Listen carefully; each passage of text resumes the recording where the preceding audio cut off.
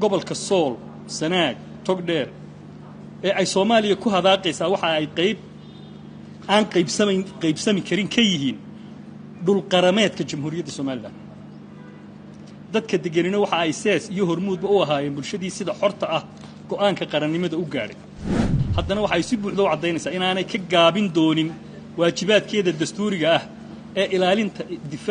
ilaalinta iyo difaaca dadka dhulka iyo qarannimada Jamhuuriyadda Soomaaliland golaha wasiiradu waxa uu si cad u xaqiijinayaa in Jamhuuriyadda Soomaaliland aanay marnaba aqbali doonin in maamulka Muqdisho ee fashilmay uu kala qaybiyo shacabka Soomaaliland ama uu maamulo sharci darro ah ka samaysto الرحيم الحمد لله رب العالمين وصلى الله على سيدنا محمد الفاتح لما أغلق والخاتم لما سبق الناصر الحق بالحق والهادي إلى صراطك المستقيم وعلى آله وصحبه حق قدره ومقداره العظيم دمان صحافة الدولة يتمضح برنامج قال كلولي هي دمانتنا السلام عليكم ورحمة الله تعالى وبركاته waxaan doonayaa halkan inaan maanta idin kula wadaago kalfadhi aan caadi ahayn oo madaxweynaha Jamhuuriyadda Soomaaliland isugu yeedhay golaha wasiirada go'aamadii ka soo baxay inaan halkan idinka akhriyo golaha wasiirada Jamhuuriyadda Soomaaliland oo isugu yimid shir aan caadi ahayn waxa ay si kulul u dhaleecaynayaan falagarinta ay dawladda Soomaaliya muddooyinkii u dambeeyay ka wado deegaano dhul ahaan iyo taariikh ahaanba ka mid ah Jamhuuriyadda Soomaaliland oo ay ka mid yahay bariga gobolka Sool shirkan oo gudoominayay madaxweynaha Jamhuuriyadda Soomaaliland mudane Cabdiraxmaan Maxamed Cabdullaahi Cirro dood iyo falanqayn kadib waxa uu cadeynayaa qarannimada Soomaaliland Jamhuuriyadda Soomaaliland oo ku dhisan xeerarka caalamiga ah iyo rabitaanka dadkeeda xuduudaheeda iyo rabitaanka dadkeedu xuduudaheedu waa kuwii ay dunidu aqoonsanayd 1960kii ee ay gobonimada kaga qaadatay boqortooyadii Ingiriiska xuduudaas oo la aqoonsan yahay kulana midowday dawladdii Soomaaliya ee xorriyadda ka qaadatay Talyaaniga isla taariikhdaas ka hor intii aanay mar kale dib ula soo noqonin 30 sano kadib burbur ku yimid iyo fashilaad ku dhamaatay midnimadii dawladdii ay la midowday sharci darrada qodobka labaad waxa weeye sharci darrada falalka Muqdisho ka wado dhul ka mid ah dhulka Soomaaliland xukuumadda Muqdisho iyada oo si cad ugu fashilantay gudashada waajibaadka ka saaran dib u dhiska iyo nabadeynta gudaheeda waxa ay hadda raadinaysaa gabood siyaasadeed ay xilligan doorashooyinkeeda ugu soo dhuumato oo ay ku mashquuliso indhaha dadkeeda iyo beesha caalamka oo dadaalo nafhur ah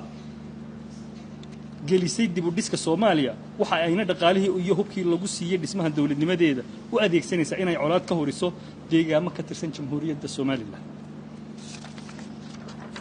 qodobka saddexaad israacsanaanta dhuleed ee Jamhuuriyadda Soomaaliland gobolka Sool Sanaag Togdheer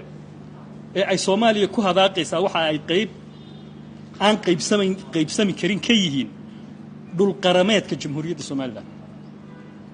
dadka deganina waxa ay sees iyo hormuudba u ahaayeen bulshadii sida xorta ah go'aanka qarannimada u gaaray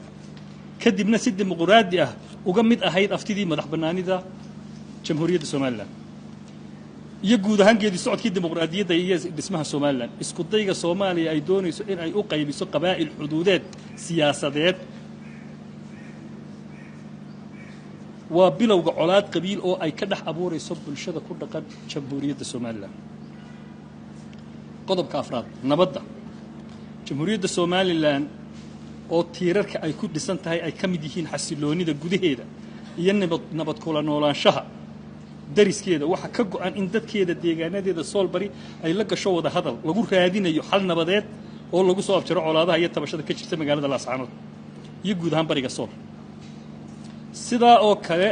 kale waxa ay horumar fiican ka gaadhay nabadda dadka walaalaha ah ee gobolka Sanaag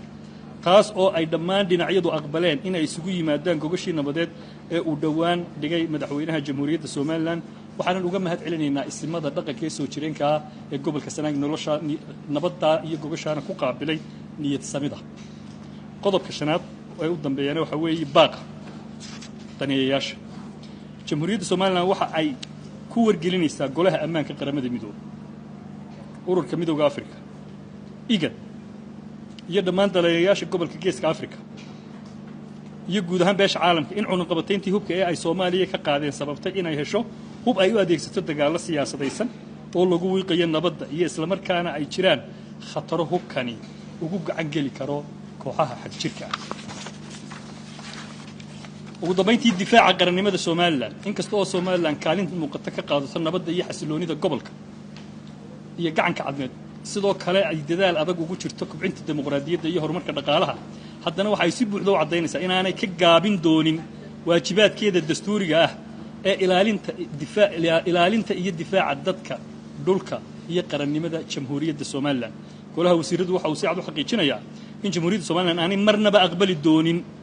in maamulka Muqdisho ee fashilmay uu kala qaybiyo shacabka Soomaaliland ama uu maamulo sharci darro ah ka samaysto gudaha Soomaaliland waana mahadsantihiin wassalaamu calaykum waraxmatullahi